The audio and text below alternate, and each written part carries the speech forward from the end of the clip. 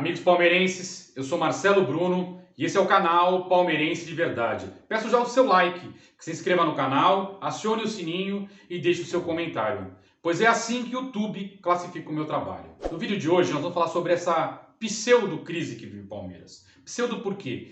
Estamos vindo da temporada mais vitoriosa desse século. Conquistamos a Tríplice Coroa, o Campeonato Paulista, a Copa Libertadores e a tão sonhada Libertadores de América. Somos bicampeões da Libertadores de América. Todo torcedor palmeirense ficou e tem que continuar orgulhoso desse time. Afinal, são os mesmos jogadores, é a mesma comissão técnica e a gente tem que agradecer todos os dias esse elenco por essas conquistas. Os problemas que estão acontecendo agora, entre essa transição, que não houve pré-temporada, não houve momento para se treinar, não houve tempo hábil para se armar o time contra o Defensa e Justiça. Tivemos que jogar de maneira obrigada entre dois jogos de finais da Recopa com o Flamengo. Saindo de lá, tivemos que jogar contra o São Paulo 2 dias sem descanso, depois jogar com o Botafogo. Tudo isso é desgastante, tudo isso tem um peso e o resultado está aí. A gente não pode criticar nenhum jogador,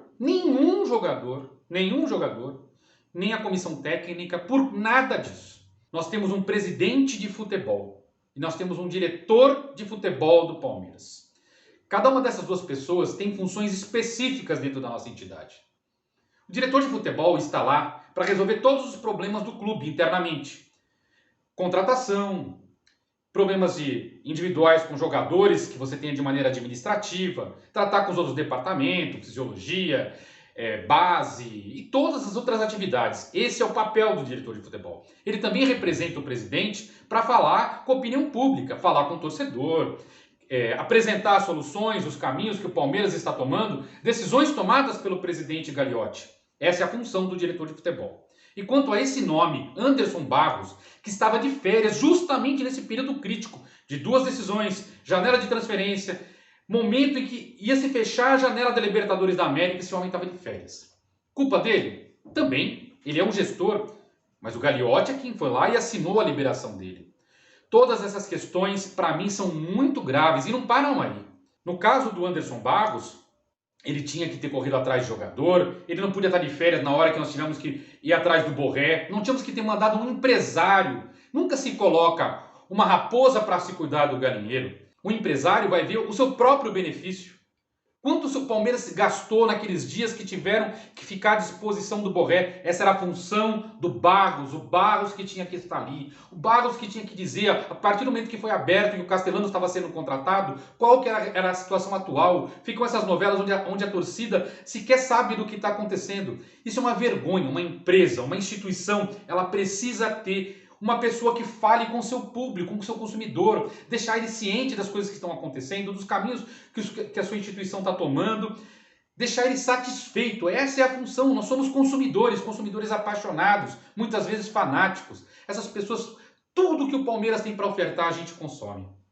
O presidente de futebol do Palmeiras tem a obrigação de vir a público, não só na vitória, mas na derrota, em qualquer circunstância, e falar com o seu consumidor.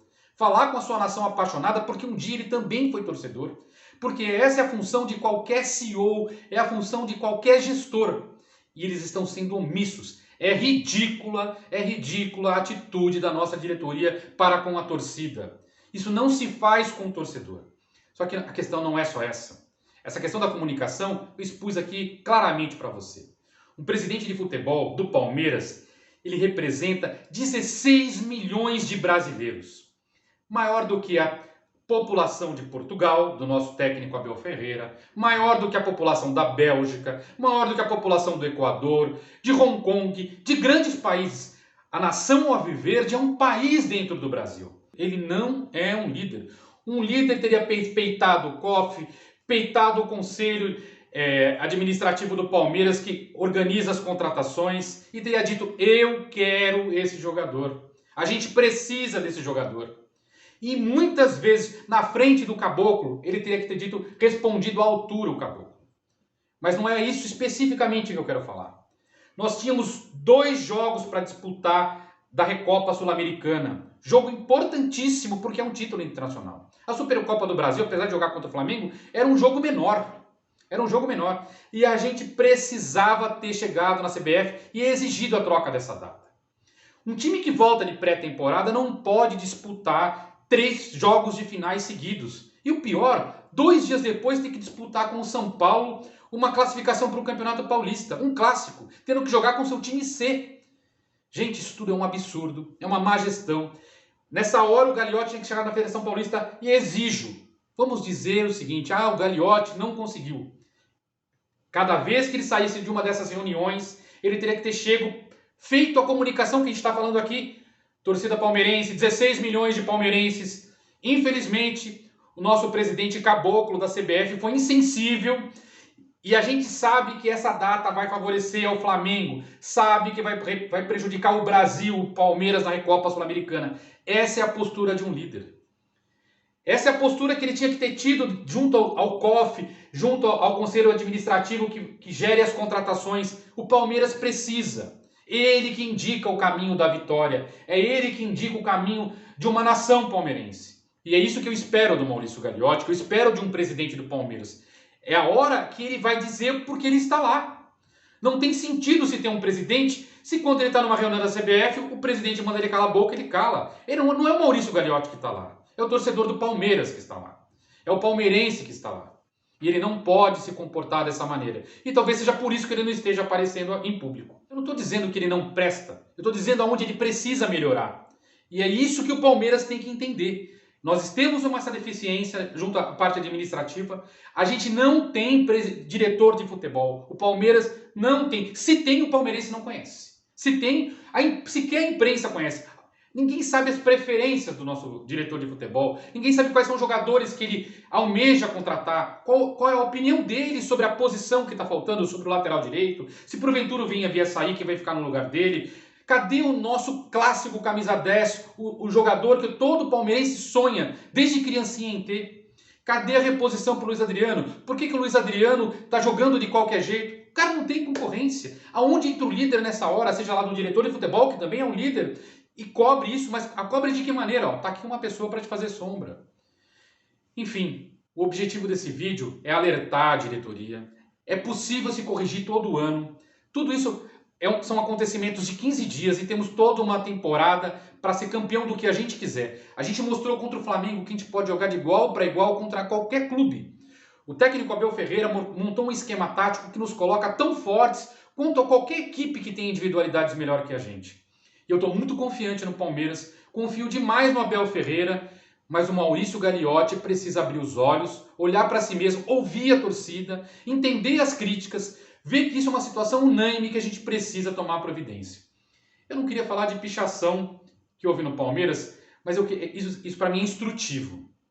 A diferença do que a gente está fazendo agora, que todo mundo está fazendo nas redes sociais, para o que aquele indivíduo fez no Palmeiras, é o seguinte: ele deu razão para todos os torcedores adversários nos sacanearem. Ele deu motivo para toda a imprensa anti-palmeirense, que é a grande maioria, para todo torcedor adversário fazer chacota no WhatsApp com o Palmeiras, diminuir o Palmeiras, a gente esquecer das nossas conquistas. E esse indivíduo, as pessoas que se envolveram nisso, são a antítese, o oposto do que um torcedor palmeirense tem que ser.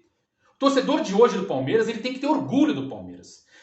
O cara pichar a casa dele é de uma tremenda burrice, porque coloca o Palmeiras exposto em grupos de WhatsApp, redes sociais, dá notícia para a imprensa que é a maioria. E todas aquelas conquistas que o Palmeiras teve o ano passado acabam sendo diminuídas e colocando a gente no patamar desses clubes que não são profissionais. Porque o Palmeiras é um time extremamente profissional. E são as diferenças profissionais que fazem do Palmeiras todo ano estar ali disputando o título.